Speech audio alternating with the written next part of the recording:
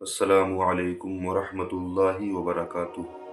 معزز سامعین کرام، آج ہم آپ کو بتائیں گے ماہ رمضان المبارک کی فضیلت۔ اللہ کے رسول صلی اللہ تعالی علیہ وسلم نے ارشاد فرمایا، جو بندہ خلوص و ایمان کے ساتھ روزہ رکھتا ہے، اللہ تبارک و تعالی پچھلے گناہوں کو معاف فرما دیتا ہے۔ سبحان اللہ۔ اور ہمارے آقا صلی اللہ تعالی علیہ وسلم فرماتے ہیں، جمعے کے دن ہر ساعت پر 10 لاکھ گنہگاروں کی بخشش ہوتی ہے۔ اور جب روزہ افطار کا وقت ہوتا ہے تو روزہ افطار کے وقت روزانہ 10 لاکھ لوگوں کو جہنم سے آزاد کیا جاتا ہے۔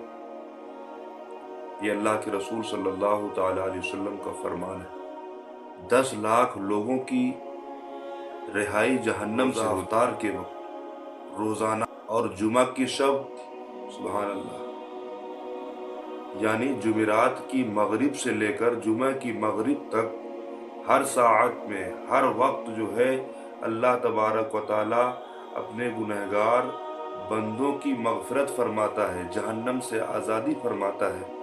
اور وہ بندے جن پر جہنم ان کے اعمال کے بنیاد پر جہنم واجب ہو چکی ہوتی ہے۔ یہ رمضان المبارک کے مہینے کی فضیلت۔